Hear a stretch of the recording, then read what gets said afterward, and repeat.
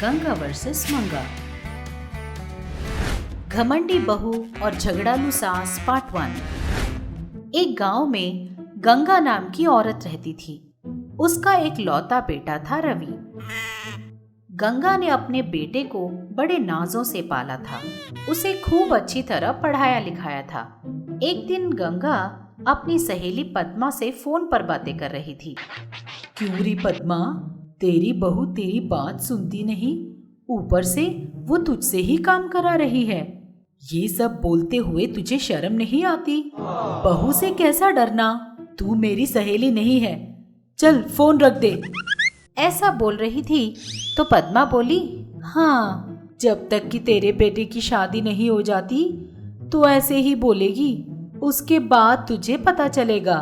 आजकल की ये बहुएं अपनी सास की बातें तो बिल्कुल नहीं सुनती हैं। ये लड़कियां स्टाइल मारकर अपने ही सास से कामकाज करवाती हैं। थोड़ा इंतजार कर, आगे आगे तुझे भी ये सब पता चलने लगेगा।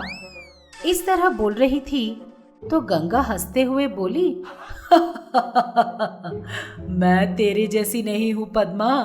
आने वाली बहू को कैसे दबाकर रखना है, कैसे पैरों तले कुचलना है, मुझे ये सब कुछ पता है।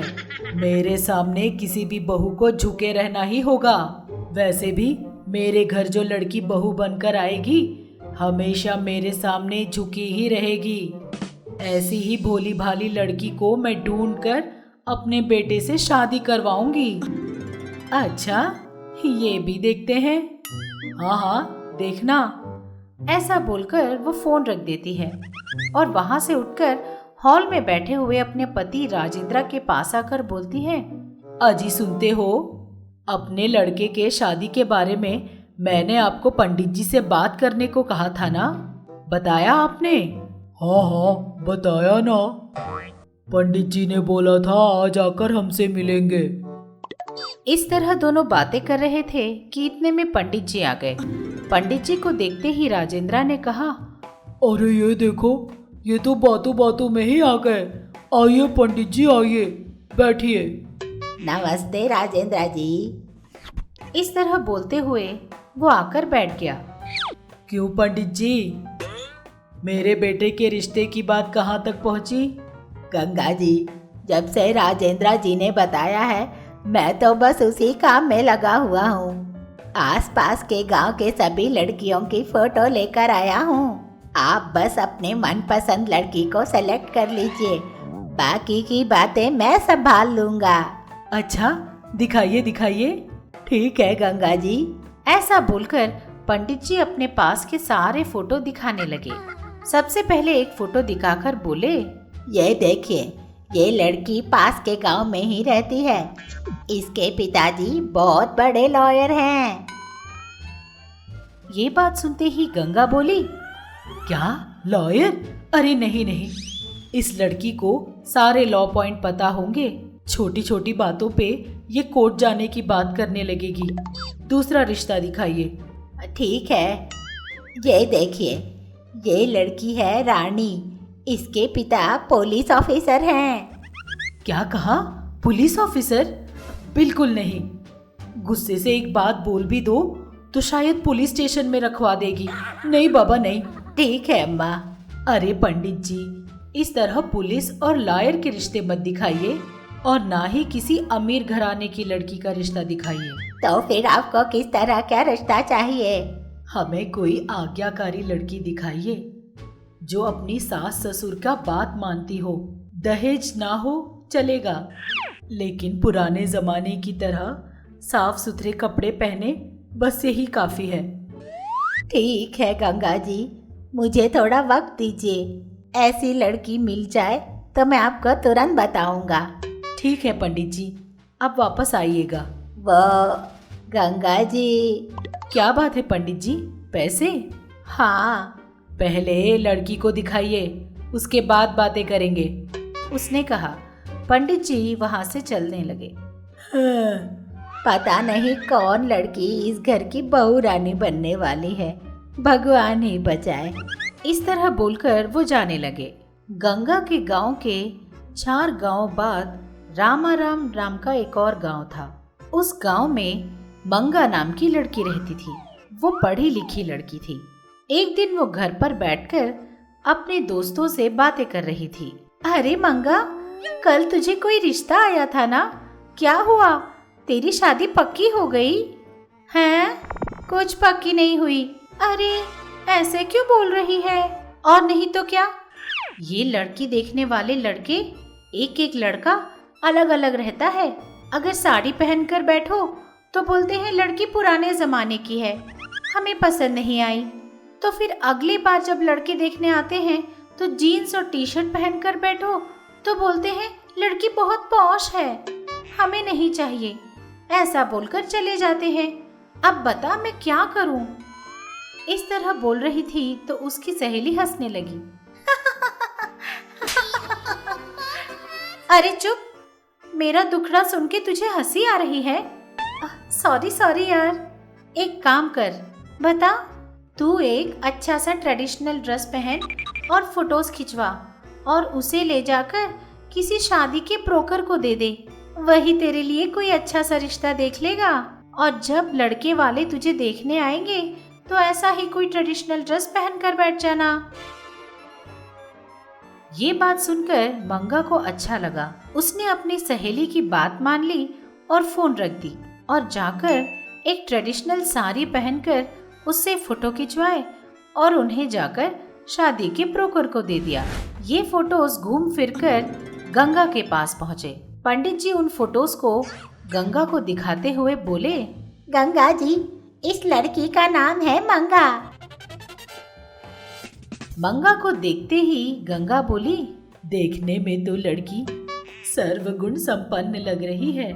सास ससुर की बात मानकर उनकी सेवा करने वाली पुराने जमाने की लड़की लगती है। चलो अच्छा है, इतनों दिनों बाद आपको कोई लड़की पसंद आई। अब देर मत कीजिए, तुरंत मैं लड़की देखने की सारी तैयारियां कर दूंगा। हाँ हाँ, जरूर कीजिए पंडित जी। पंडित जी भी वहां से चले गए। थोड़े ही दिनों में गंगा ने अपने बेटे रवि के साथ मंगा की शादी करवा दी और मंगा को बहू बनाकर अपने घर ले आई। जब से मंगा बहू बनकर आई थी, गंगा हमेशा अपनी बहू के बारे में सोचते हुए बोलती थी, मेरी बहू देखने में बड़ी सहनशील है, लगता है मेरी बात जरूर मानेगी। हाँ, इसका मतलब आगे भी इस घर में मेरा ही राज होगा। उस पद्मा ने क्या कहा था कि आजकल की बहुएं सास की बात बिल्कुल नहीं मानती, पौश होती हैं और आते ही सास से ही काम करवाने लगती हैं। उसे मेरी बहू से मिलवाना होगा। उसे ये साबित करना होगा कि आज भी इस घर में मेरी ही चलती है और मेरी बहू मेरी हर बात मानती है। अभी मैं उसे फोन लगाती हूँ। ऐसा सोचते हुए फोन उठाकर अपने फ्रेंड पद्मा को फोन करती है और उसे घर आने के लिए आमंत्रित करती है। अगले दिन सुबह सुबह ही पद्मा गंगा के घर आकर बैठ जाती है। क्या बात है गंगा, तूने मुझे सुबह सुबह ही घर बुला लिया? अरे कुछ नहीं, मैं तुझे अपनी बहू से मिलवाना चाहती थी। उस दिन तूने क्या कहा था, आजकल की बहुएं सास की बात बिल्कुल नहीं मानती, मॉडर्न कपड़े पहनकर सास से ही काम करवाती है ना। अब मैं अपनी बहू को बुलाने वाली हूँ, उसे देखकर तू दंग रह जाएगी। अच्छा ठीक है, चल बुला, उसने कहा। गंगा ने तुरंत मंगा को बुलाया। बेटी मंगा, इधर आ, मेरी सहेली आई है, कॉफी लेकर आ, उसने कहा। मंगा ने कोई जवाब नहीं दिया। तब पद्मा बोली, अरे ये क्या, तेरी बहू तो कोई जवाब भी नहीं दे रही है, लगता है किसी काम में फंसी है, मैं एक और बार बुलाती हूँ। इस तरह सोचते हुए उसने फिर से जोर से बुलाया। अपने कमरे में फोन पकड़ के बैठी हुई मंगा अपनी सास की आवाज सुनते ही बोली, हाँ क्या बात है सासू माँ? हाँ हाँ, तू घर पर ही है ना, वो मेरी सहेली आई हुई है, कॉफी लेकर आ, उसने कहा। मंगा ने फिर से जवाब देना बंद कर दिया। ये देखकर पद्मा हंसने लगी और गंगा दंग रह गई। इस बार गंगा ने और जोर से बुलाया। ये सुनकर मंगा बाहर आई। बाहर आई हुई अपनी बहू को देखकर गंगा दंग रह गई। मंगा जीन्स और टी शर्ट पहनी हुई थी। ये देखकर पद्मा खुद में ही हंसने लगी।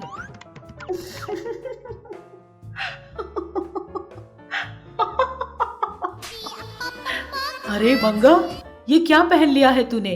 अरे सासू माँ, यही तो लेटेस्ट फैशन है।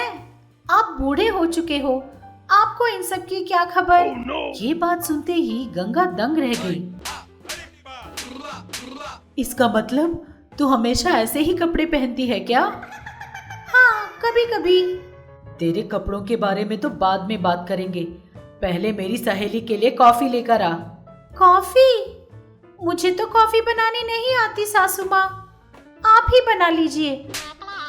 ऐसा बोलते हुए वहाँ से चली जाती है। ये देखकर गंगा दंग रह जाती है और पद्मा जोर जोर से हंसने लगती है।